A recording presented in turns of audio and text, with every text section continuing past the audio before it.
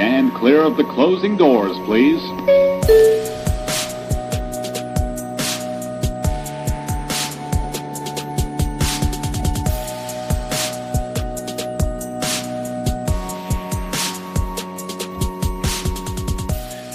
What's up, friends? Welcome back to the TV Terminal. My name is Adam Bale, Senior Editor over at thecoalition.com. And I'm Josh Lamage, writer for the Coalition. And we are back, people, with Monarch, Legacy of Monsters, Season 2, Episode 3, Secrets. As you know, this show is based on a true story. This happened many years ago. We recovered. Some of us blacked out during this time period, but man, was it fantastic. We had monsters, Godzilla, Kong, can't say King Kong, Titan X, Robotron, Voltron. The good old days. The good old days. And you know what? And it's true, though. Think about it. Back in the day, my day, I'm 67.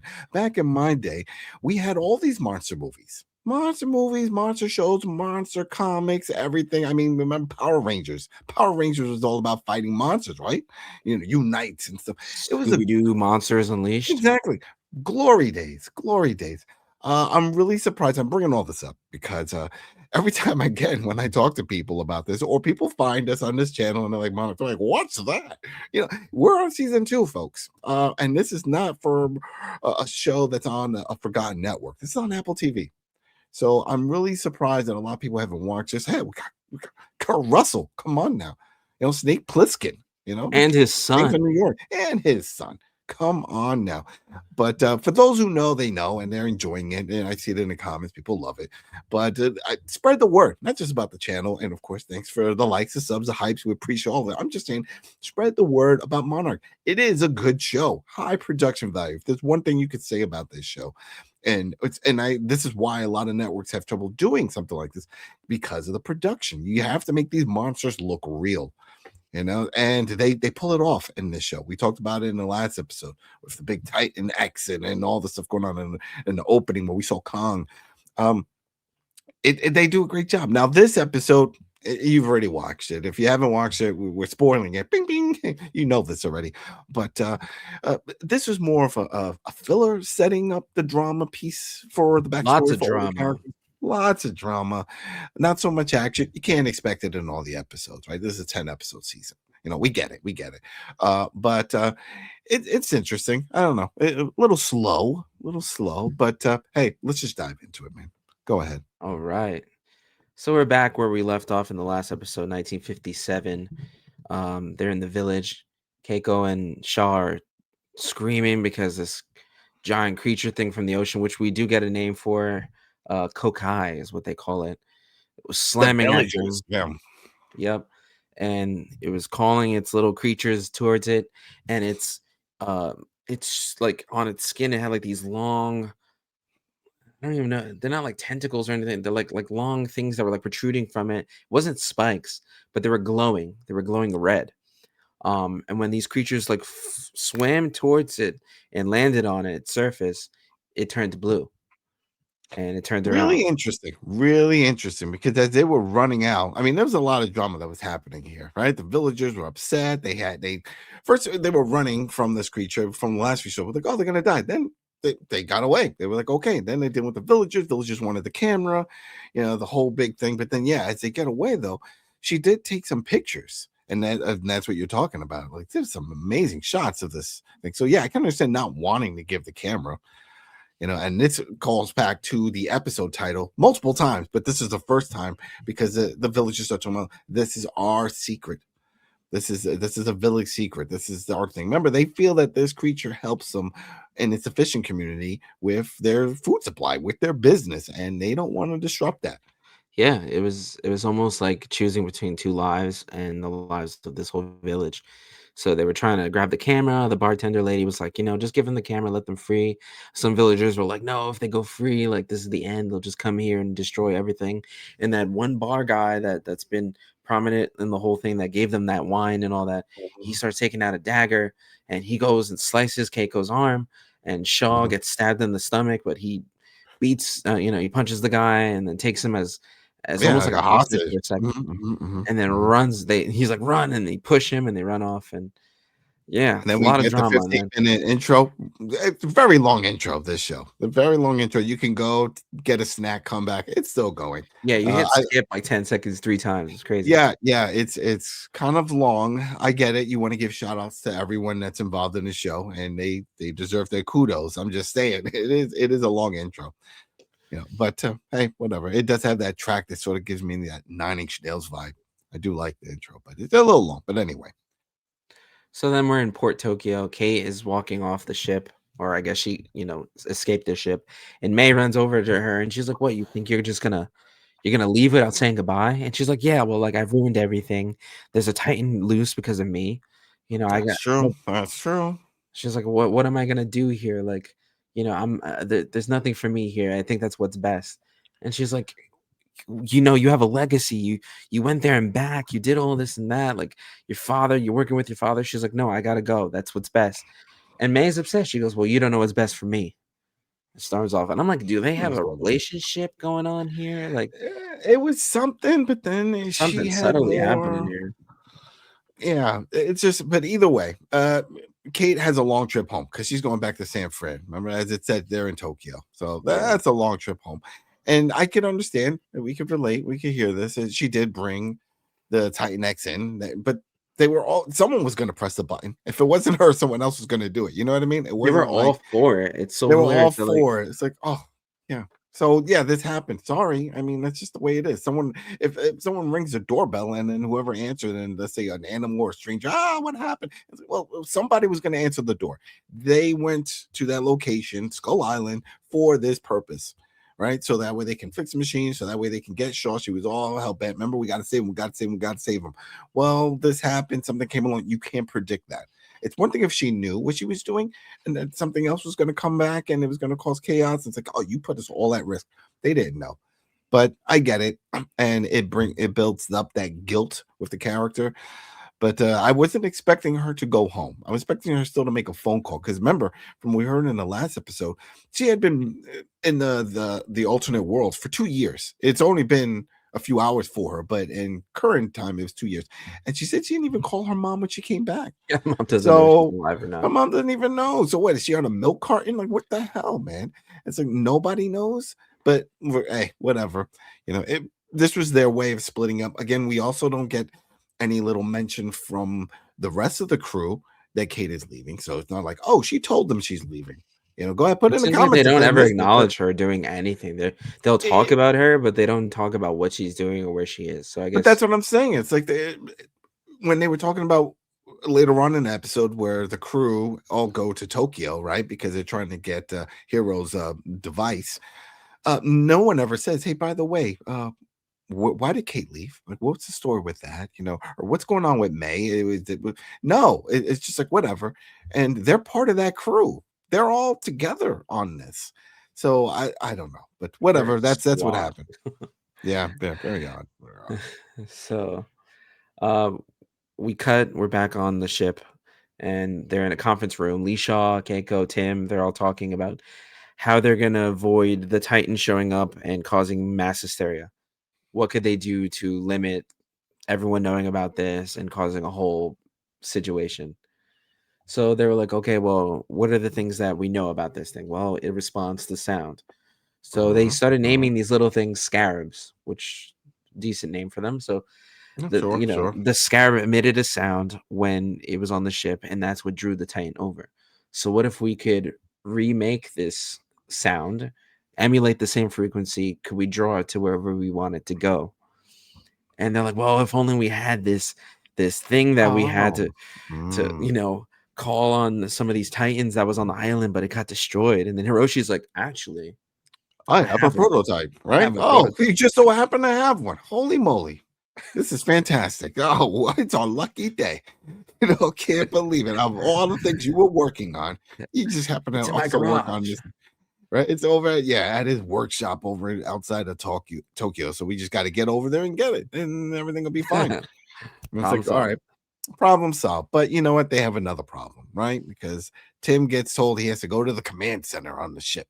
He gets over there. He meets Jason from Apex, and he's got his whole IT crew, and they're just putting in all their own tech. Long story short, they're now in control. Tim is upset, which I don't understand because we just saw before, previous episode, he didn't want to be in command. Remember, I can't do this. I can't do it. Well, here you are. And then now you're upset that someone else is coming in with a plan. You were baffled of what to do. You weren't sure. Shaw had to put you in your place. And now you have somebody who sort of knows what I'm assuming. We don't know much about Jason and Apex, but they do have the tech. They do know the whole process of the siren. They said that they have a stronger system, right? An ultra siren that they're going to implement into the system. And they're taking over from there. And that's it. They're all He's just been big tech. They're all big That's tech it. stuff. They're just trying to get in. And a shout out to the actor playing Jason. I think it's Cliff Curtis, who was also in the show Fear we the did Walking recently, Dead. Chief of Yeah, the War. Chief of War. Yep. That was Staying good. booked and busy. Staying booked and busy. Yeah. Now we'll see. I'm curious. Well, yeah. I was just going to say he has to have a main role in this because I was like, they do have Apex has another figurehead. You know, every show when there's another group, there's always at least one person. We had Brenda. That's the one that's dealing with Cora. You know, aka May. Right? She's Apex. And that's who we were introduced to first. And we thought, all right, she's going to be the figurehead for Apex. But now it looks like we got Jason, who's going to be the figurehead, at least on the ship, when it comes to what's going on with the Monarch and all that stuff. Well, Tim is called to have a virtual meeting with one of his superiors. And the guy's basically like, look, like, you're lucky you even have a job right now. And he's like, well, with all due respect, Mr. Shaw knows a lot and we could use his judgment. He's like, no, we're passing it over to Apex.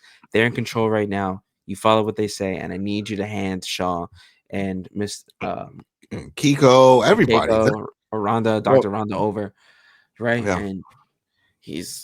And then it cuts to him, and he's guiding them towards the boat. They're getting off the raft.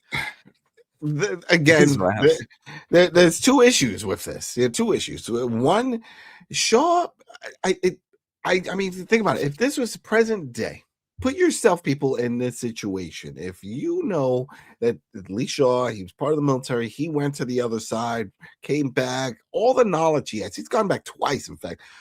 Do you not see him as a resource? You would see him as a very valuable resource. Tell us stuff. What do you know? What have you seen? Spew it all. Let's do a debrief. No, this idea of locking him up. Oh, he's a criminal. He says that. He uses that word, calls him a criminal.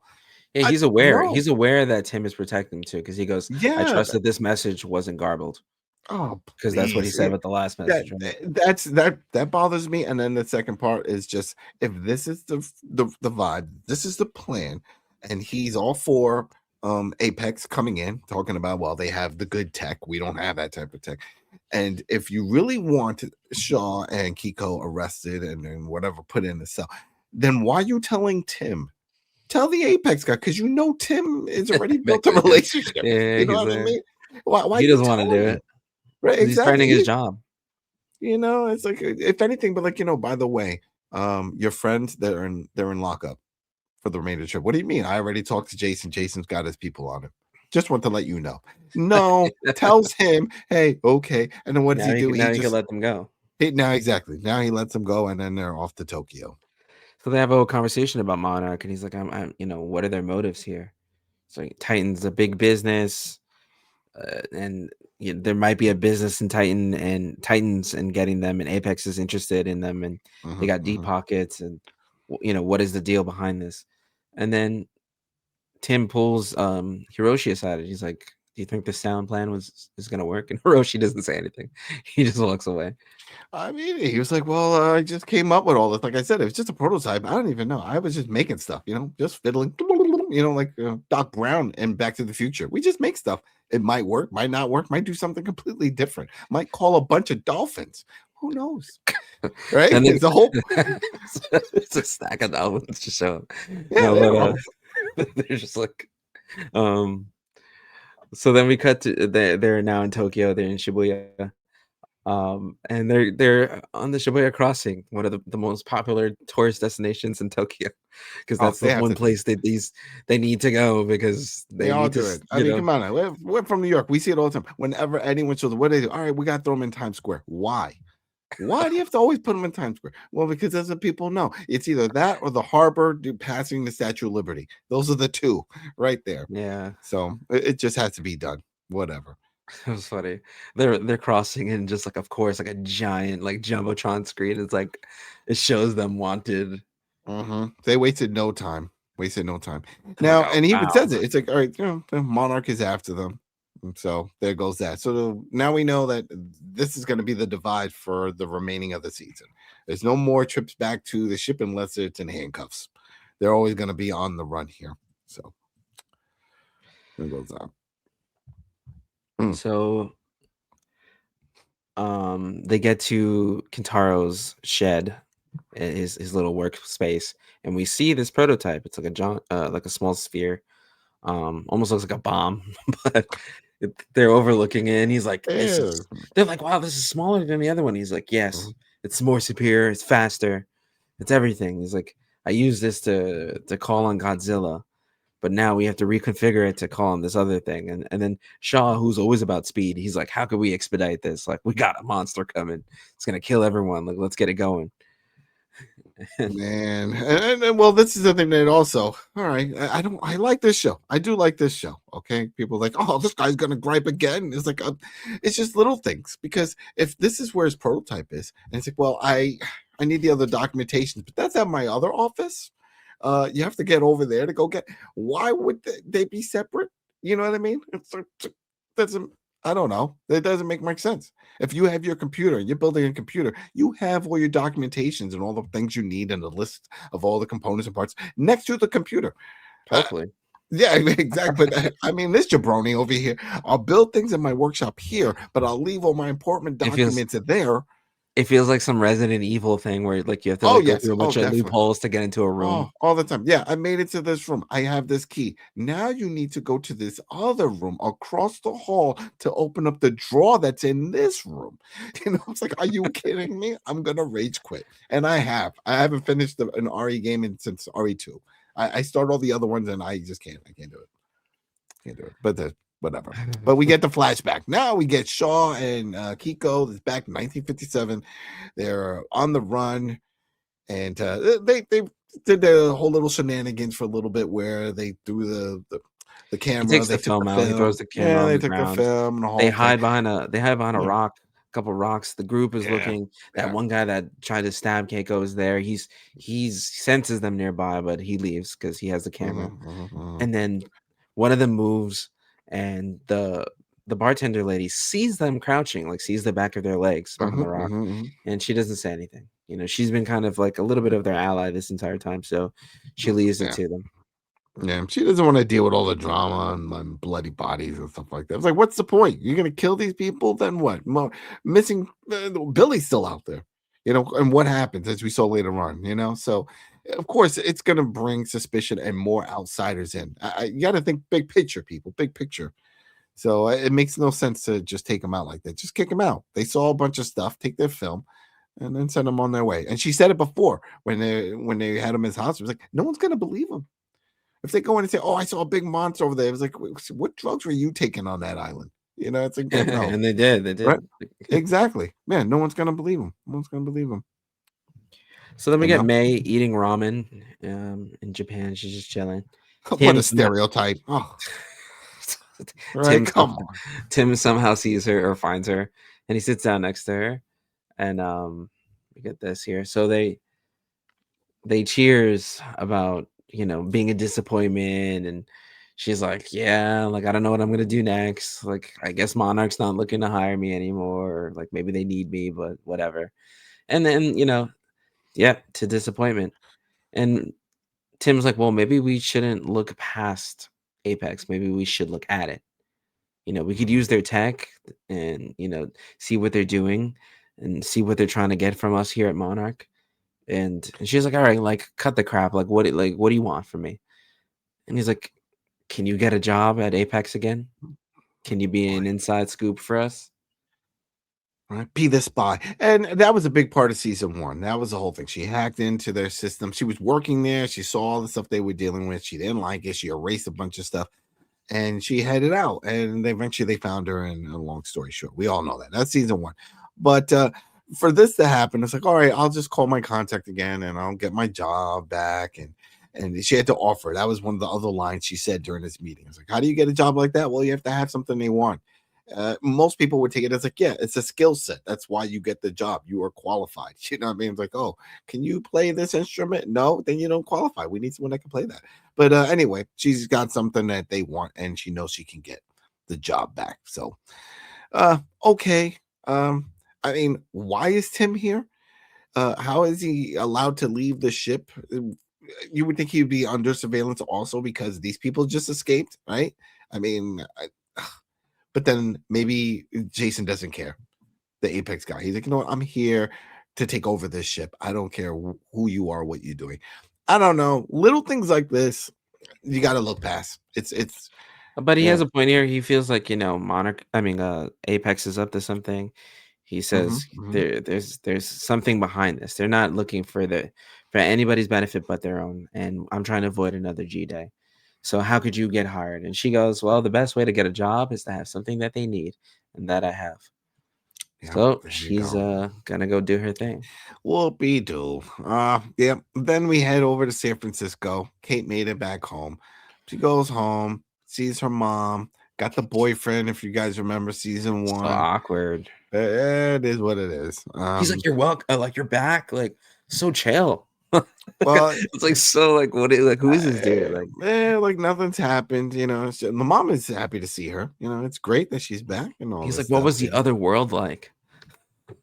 Yeah, right. What was it like? It's like, yeah, they hug and all that stuff, but I don't know. I don't see this being a big part because I don't see Kate staying here that long.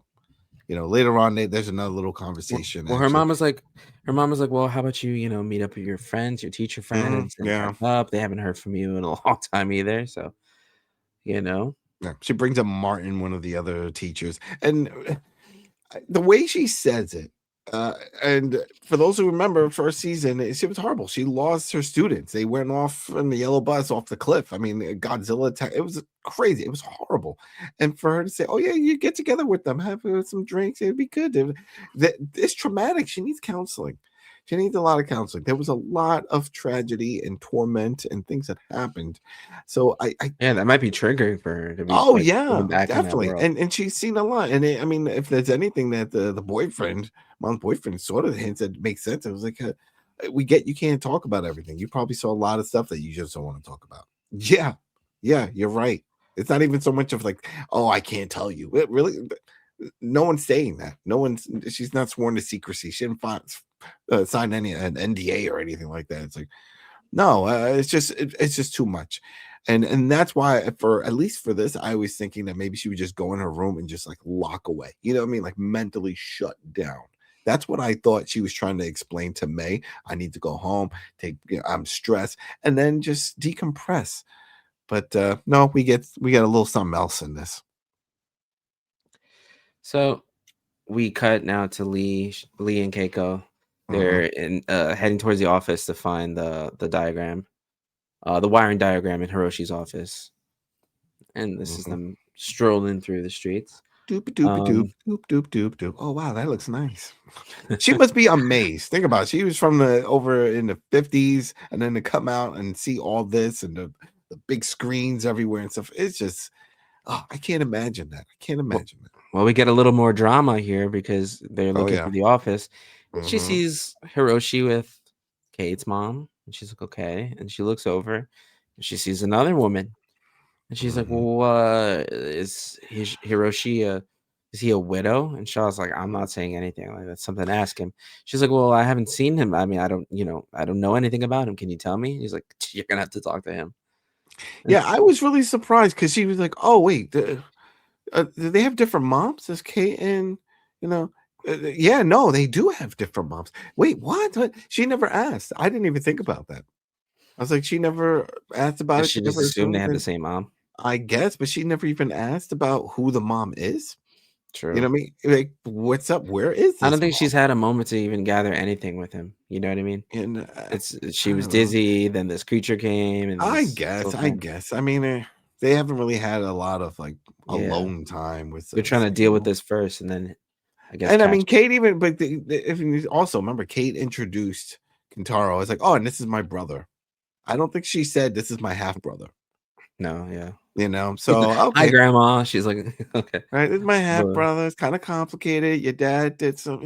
I mean, your son and my dad. He did some. Yeah, I mean, he's shady. He did some shady. Right, Dad? You did some shady stuff. He's like, oh yeah, I confess. I did it. Did it. Two families. But yeah, yeah, there goes Keiko's like, on. well, we all have our secrets. And then boom, Yeah. 1957, it's raining. Yeah. Oh yes. Shaw's like, I need to tend to your arm. It's a cut. They find a shed that has power and they go Nice. inside. Mhm. Power and bottles of liquor. Perfect to either All drink that's all or you need. All you tend to need. their Then a wounds. cot. I think there was a cot There's on a the bed. floor. Yeah, there was a bed. Yeah, it's got everything set up. I mean, who? This is like the like a perfect setup. Like somebody's coming home. That's what I was waiting for. I was waiting for somebody to show up, or maybe that guy is still in the village partying and celebrating. That the big creature came back.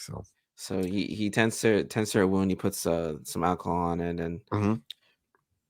she's like, "Are we gonna talk about what happened?" And he's like, "Yeah, that scarab thing went to the creature, and then it went away." And she's like, "No, like when we danced, like how he felt, what happened back there." And he's like, well, "There's nothing to talk about." It's like you love Billy, and you She really love each shouldn't other. be Let's do asking this. this question. She was bumped. She felt the bump. I can understand if he was bumped and then kissed her, then that makes sense for her to ask this question. But she was bumped from behind and she kissed him. So she if anything, she should be like, you know what? We could talk about it, but it wasn't we were drunk. And They that's what kissed, he or I said. thought they just bumped into It, each other. no, someone bumped her and then into his face pretty much, and then they started kissing. Oh, And he blames it on the I don't alcohol, remember. right? Isn't that what everybody does, right? When something awkward like this happens, it was the liquor, it was the wine. What are you talking about? It's like, and I think it's it. That's what he says. Let's brush it off. It's fine. He's like, They're "No with more Billy. wine." No more wine. That's it. Just Coors Light. That is it. That's not a wine. So Kate's in a cab. She's gonna go meet up with some of her teacher friends. She gets a text from someone named Martin, and they're like, "Yeah, we're in the back. We're getting martinis and whatever." And she's just like about to get out of the cab, and she's like, "You know what? Nah, I'm not going there." She I'm goes somewhere going else. somewhere else. Then No, we she get goes somewhere else. May meeting up with Brenda, and May's like, "Hi, Cora." So now we have her original name. So in the big part of this is in Florida. So she flew from Tokyo to Florida. I'm just saying, Oh guys, yeah, that yeah. And hold up. that's a big trip. That's not a cheap trip. They need money. There's other issues Well, going she on here. definitely probably messaged Brenda, and Brenda set it up, I guess. Right? Yeah, It's again, funded by Apex. some people, I don't want to dwell on it. I'm just saying that's a big jump. That's a big. It's not like, oh, you just went to another part of Europe. You're flying from Tokyo to the States for this meet. Okay, whatever. I mean, she's gone through a lot. I'm just saying it's just weird, but whatever. Yeah, she has a meeting. Says, hey, she wants a job. Oh, well, you burned me one. She tried to take down everything. You She's like, "You deleted. literally burned my house down last time. Yeah, yeah, You can't took do all that the again." yeah. And she's like, oh, don't worry about it. I got backups. I got rid of all your stuff, but I got the other stuff. And the funny part with this is that this is all about security. This is Apex. They're concerned about, but yet they just let her just log Yo, in on the seriously, yeah, computer that's kind of crazy. unsupervised. Really? This is what you do? Like, even if she said, all right, I'm gonna upload all the stuff that I deleted before, somebody should be watching her, but hey, whatever. But I mean, We'll Brenda get to that. says, Monarch can't keep its secrets forever, so yet we have secrets Yeah, again. yeah, yeah. There we go. Right. We see a scene with Hiro and Kentaro walking in the streets. Right. Yeah, And we was got a talking picture about here. Kate. Right. Talking about Kate. And it's like, oh, I love my sister. You love my sister? Sure, she's cool. But it's nothing too much happening here, because then they bump into Shaw. Um, and Keiko. Shaw's wearing his hat. He was like, oh, well, there's all these cameras here. Now what? But this is really smooth from Shaw to just say, you know what? Let's head back to the workshop. I do got your documents. Everything is cool, but let's just switch things up a little bit. And we know why he did this, because this will set up for Keiko to spend some time with Hiro and to get all the questions she has answered, hopefully. Because as we know, Kate couldn't get those answers from him, because Hiro didn't really want to talk about it. But then again, I think he's just like, yo, I did what I did. That's it. I mean, there's no really deep way or deep thought into it. I wasn't overthinking it. It was like she was at work, I had the work life there, and the other one was at home, and I had the home life, and I did what I did. Yeah, I mean, And it just that's the same thing. yeah, yeah. Keiko asked about it, and he's just like, "Yeah, this one was here in Japan, the other one was in San Francisco." He's like, "But right now is not the time." And she's like, "I want to know everything about your life, everything I missed." He's like, "I love 2 women," and we were joking Exactly. about it because it was like, because we're over here like, "Is this deeper than it is? Like, why No. is this?" And he's just like, "Yeah, this is it." Like, sorry. That's it. I mean, he was invested in his work, so he spent a lot of time at work, and she was there, and they could relate on that level. He said it before, and Kate couldn't accept it, but that's it. And hopefully, this is the last time we hear about this. I don't think they have to keep bringing this up. We get it, and it's done. Let's just move on from there. So So we're back in there goes. 1957. Mhm. Shaw was stabbed in the stomach, and Keiko's like trying to tend to his wound, and he's like, "No, like get off me, like stop it." And she's like, "Why do you keep acting like this? Like, why do you help everybody but yourself? Like, why don't you let anybody help you?" And he's like, "I didn't ask for this. I didn't ask to be Mhm. put in this situation. You keep leading us into trouble, and it just never goes right." And she's like, "Then you could leave." And he's like, "I can't leave you." And they like stare at each other for a second, and they just start making out, and And they then sleep that's with it. each Party in the other. pants. That's it. Party in the pants. Everything is good, and this is great, and this fits. I'm sorry. I don't know if you ever watch Industry, the show on HBO. Industry. Oh no, I haven't watched I it. don't get it. I don't get it. People love this thing. I don't. It just see these young kids messing around doing drugs. And it just in the finance world, whatever. But anyway, a lot of it pointless scenes, just showing us all the sex stuff. This makes sense here because this is showing us that Kiko had this relationship with two people. She had her husband, and then she had with Shaw. So her situation is relatable with what's going on with her son Hero, with his two wives. Yeah, she didn't marry both of them, and she didn't have kids, but she can relate when if they ever do get to another conversation about being in love with two people at the same time. And that's what's going on here. Yeah, I get So that's how it correlates, right? yeah, exactly. And it makes sense. And so to see this, I was like, okay, they're not just throwing it in there because all right, we gotta think about it. We set the mood. It's rainy, it's dark, they're alone in a cabin in the But my woods. thing is like, what does this do for like what does this have to do with anything? Well, that's I it. like I It's like how just it brings the drama and it's interesting dynamics and character wise, but like I just want to know how this plays a part in anything. Like, well, we find out it plays two parts. Like the part that I said, where if that ever happens, but then the part with the letter, which comes on later oh, on. well, yeah, okay, Remember, that's what leads to it, right? yes, That she yes. had to write, and that No, more plays a so big my part. thing was just like just everyone cheating on each other and this whole like I love two people at once dynamic thing going on. Like Oh, oh yeah, because yeah, it's yeah, yeah. With then you have titans and all this stuff going on, and mhm. you have like love triangles happening, The and love, or love they're just arrows, mhm, mhm. but Well, but it does fit. It's not like it's causing problems in the story. I think it fits in a way, but we'll get into it because there's more to that. What was it? We get this is where we get May, aka Cora, who's in front of the computer and she's logging in and she sees with an Apex system, oh, they've been under surveillance, right? They've been watched. She sees all this stuff. But then she could also see that from their documents that they raided, there's a video and they raided the workshop already over in Tokyo. So yeah. when she's doing all this, Tim calls, hey, you find anything good? Everything all right? It's like, oh, wait, we got some problems. We got some problems. Right. And Kate's at a club, and this girl, or yeah, this I girl that shows up, I guess someone that she used to Oh, date or man, I don't had some kind remember. of thing Put in going the on. comments, people, if you remember. I'm sure. Something tells me that we've seen her before in season one. I'm not sure about that though. But they don't even bring up her name. She never says her name. And this, and we even had with captions on, and it doesn't say anything. But yeah, go ahead. Yeah, she shows up, they start talking, they're like, "Where you been? You seem different now." Like, and they're just talking, and they start dancing and they start kissing in the club. And then a siren starts to blare, and it looks like on the camera well, like on the screens that are in the club, they show images of the Titan in the water. So Mhm. obviously Apex wants everybody to know about this. They want the mass hysteria. They want this energy to be presented because it's going to fit into whatever grand plan they have in the future.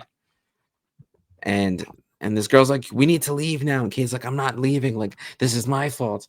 I did this. Like, I unleashed this. And she's like, what are you talking about? Let's go. Like, she doesn't know what, like, why would she have any part in this, you know? She's like, Yeah, too. she's like, you seriously need some help. I'm leaving. And I suggest you do too. And then she just stays and starts clubbing by herself and dancing. And does it with a beatbox with herself because they turned off the radio. You know, they turned off the DJ left. Everybody left. I did find that funny. I was like, uh-oh, siren. They turn on the lights. The DJ's gone. The music's over. You know, have you ever, I've been to, man, when I was younger, I've stayed at Limelight and played them in clubs where it's like once it hits like 4 or 5 in the morning and it's over, then they turn on the lights. Yeah. And it's like, all right, that's it. Everybody get out. Everyone's like drunk, just like looking around, like, Yeah, what's they're like, happening? whoa, you realize it was like you and 3 other dudes still on the dance floor. What? I thought there was other people here. Yo, they all left. See, you were dancing alone in the dark. You know, it's But, like, all right. we cut back to 1957. Keiko asks Lee, what do we do now? And he's like, well, we're going to look for a boat. And this, and she's like, no, like about us. I knew she was saying that. I knew it. I knew that's what she was talking about because that's what he's already moved on from it. Like he's like he knew he said it before they started messing around when she said about the kiss. It was like, no, you're with Billy. Let's just scrap it. Then they had their fling, but again, he's already ready to move on. I mean, I feel like this might change things a little bit for him. You know what I mean? Like obviously, this hurts way more to have this kind of reciprocity. You know, like it's one thing to kiss something, it's another thing to like sleep together, and now your best friend's dating her, and you want her still. Well, now it makes it even worse when he shows up on a boat at that moment. Billy shows up. I lost you, and they kiss, and you just see him in the background, just like, what did I miss? It's like, you know, it's like, oh, you missed all kinds of stuff. You know, we were, you know, messing around in the cabin. They don't say that. You should have never left me alone with him. You know how he is. Yeah, especially when we like the drinky.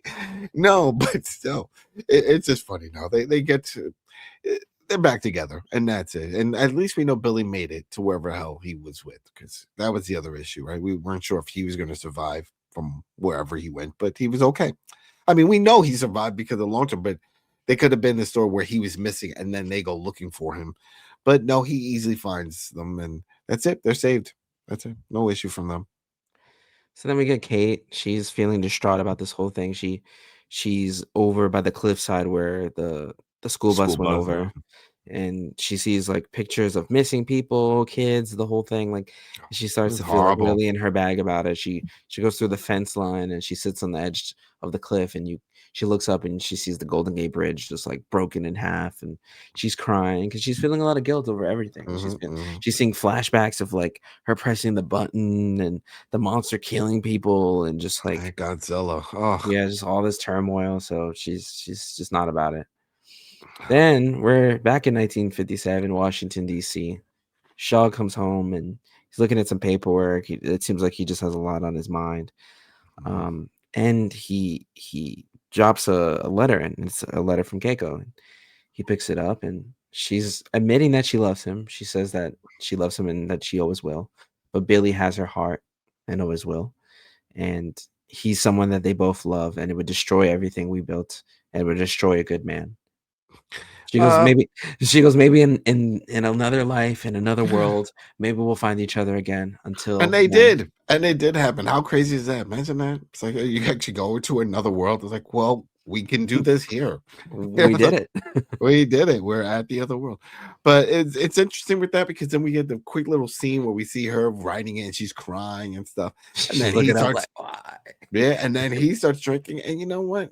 She shouldn't have written that letter. I mean, I don't think it was needed. He was not one of those. This was not one of those stories of like, we can make this work. You really want to be with me type of situation. Yeah. Shaw's not playing that character. He's like, yeah, it happened. Let's move on. You're with my buddy. It's done. Stop. She could have just said it to him. I wouldn't even. That's what I'm saying. Once you put it in the writing, yeah, the trace documents. I mean, but whatever. She did it, and it was done. And now he has it, and then it led to him boozing. You know, he was like, okay, he's upset. Yeah, now he's upset. But you know what? He'll move on. So now Kentaro's upset that they broke into his shed. They took this thing, his device. Like, where do they start now? He's outside brooding, and Keiko comes out to him, and she's like, "We'll just build another one." He's like, "Yeah, sure." This took me 6 years. It was like, and by the time we can even start this Titan's gonna kill everybody, and panic will ensue. Like, she goes, but Monarch, and he goes, Monarch, Monarch. All you think about is Monarch. You know, my mother is just like him. Him referring to Billy. He's like, he only cares about monsters. And she's like, what are you talking about? Billy loved you. And he's like, Billy abandoned me when I was 11. That's You nuts. wonder why I have this accent? Why I speak like this? He left me with Mimi or something. He Yeah, left me. family. He sent her back. He sent him back He goes, to what? Japan. What man abandons an 11-year-old boy? Oh man, that was sad. And she's like, what? And then this is the bombshell. Yeah, this was it. 1962.